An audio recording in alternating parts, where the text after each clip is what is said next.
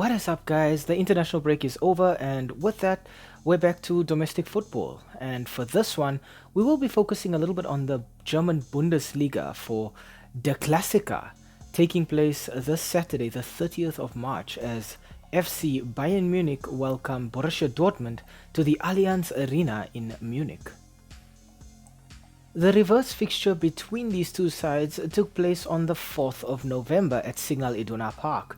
Dortmund knew that after letting the Bundesliga slip last season, they had a lot of work to do. And it started off terribly for them when in the 4th minute, Upamecano opened the scoring for Bayern Munich from a header.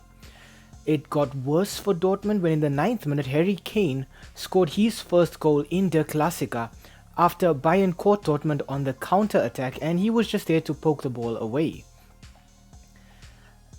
The third nail was hammered into Dortmund's coffin in the 72nd minute when Harry Kane got his brace after a quick counter-attack from Bayern Munich ended up with the ball on the right wing, and then it's cut back into basically where the penalty spot is, and it's just an easy finish for Harry Kane. And finally, the English striker got his hat-trick in the 3rd minute of injury time when Dortmund's defense and midfield just were at 6s and 7s and let the ball get away from them cheaply. The final score being Borussia Dortmund 0, Bayern Munich 4.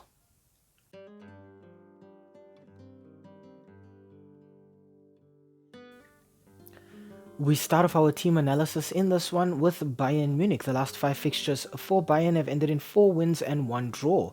Their last match was a 5-2 victory away at Darmstadt. I think the player obviously that everybody knows is stealing the headlines for Bayern this season has got to be Harry Kane.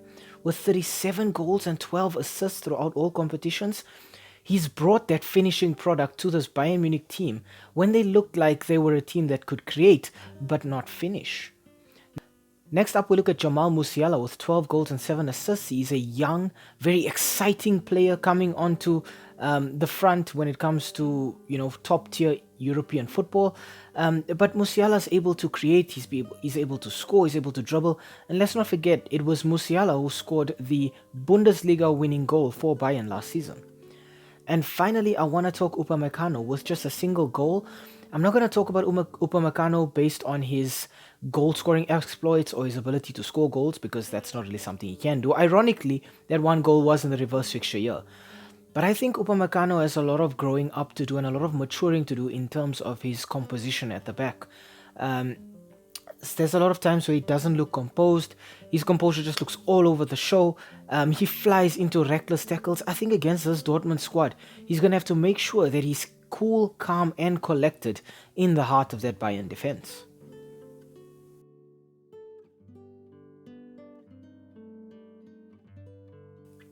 Next up, we look at Borussia Dortmund. Now, the last 5 fixtures for Dortmund have ended in 4 wins and 1 loss. Their last match ending up as a 3-1 win at home against Eintracht Frankfurt. I think the player stealing all the headlines for Dortmund this season has got to be Donyell Malen. Now, Dortmund obviously need a number 9 who can get massive goal output, but for Malen, it's just been 13 goals and 5 assists so far this season. He is their leading goal scorer, but it has been a lot of consistency lacking in his game this season. But if ever there was a time for him to steal headlines, it is definitely in Der Klassiker.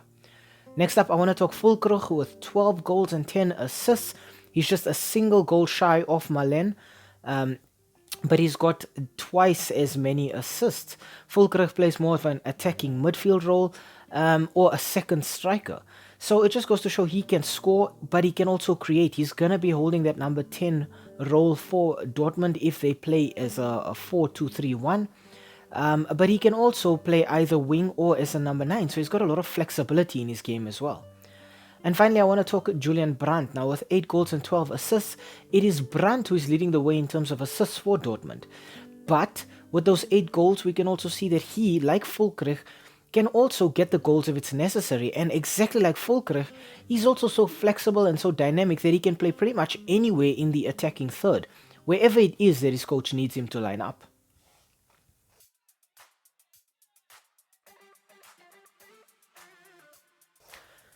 Okay, next up we look at the head-to-head and the S3M2 Verdict.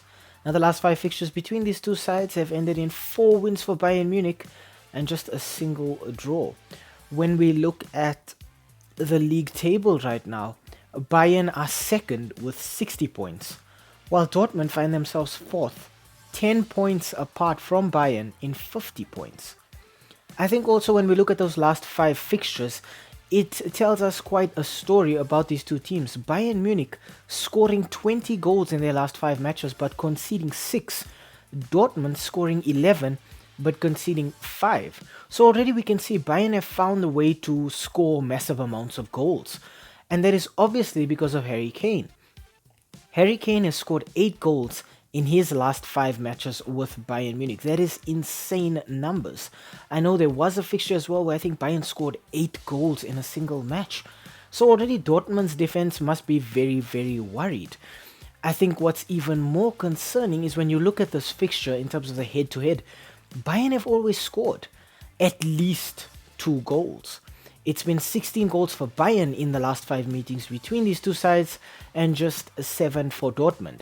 And then it hammers home this narrative that Dortmund have really struggled in these last 5 because Bayern have won 4 and then just 1 draw between them. So home, away, it really doesn't matter. Bayern are going out and they're getting the results here. I think the big talking point for me here has got to be Upamecano. As I said earlier, he sometimes lacks composure at the back, and it can result in a massive amount of chaos and inconsistency in Bayern's back line. Both of these teams, however, have found themselves in the UEFA Champions League quarter-final so far. Bayern will have to deal with Arsenal, while Dortmund will have to deal with Atletico Madrid. And for Dortmund to have gotten this far after being drawn in that group of death alone says a lot about their fighting spirit, because for large periods of this Champions League campaign, it looked as though Dortmund were going to be eliminated. But they found a way to just keep hammering at the other teams and to make it through the group. I think now also we have to consider that Bayern are kind of dealing with a few injuries here. Obviously, Manuel Neuer is still out injured, so they will be missing their standard, or rather their first choice goalkeeper. But also, Harry Kane did pick up a bit of a knock on international duty for England.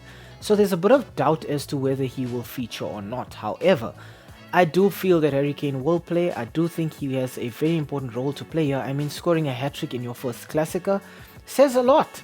And this is maybe not the fixture that everybody will be hyping up going into this weekend.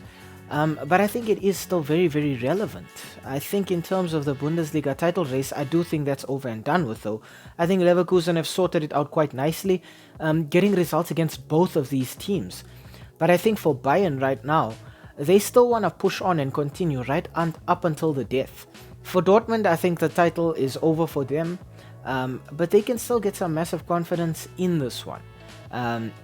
They can also perhaps decrease the amount of points between them and Bayern, and by extension the amount of points between them and Leverkusen. But I think in terms of winning the league, I don't see Dortmund getting it done here. I do think Bayern win this fixture. I think Bayern, as we've said earlier, have a habit of scoring here, so I'm expecting them to score at least 2. I'm expecting Harry Kane to get at least 1. And I'm expecting Musiala to get either a goal or an assist. But I do think that Dortmund struggle here. I think they struggle quite a bit, but I think Dortmund score. I just don't think it's enough to see them over the finish line here. I think Bayern wrapped this one up quite nicely, actually.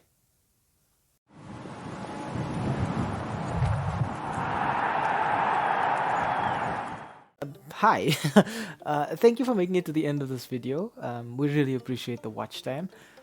And the fact that you took some time out of your day to spend it with us talking about the sport that we all love. If you enjoyed the content, why not, drop a like down below or comment in the comment section. Maybe even consider subscribing to the channel. And I mean, while you are here right now, have a look at some of our old videos too.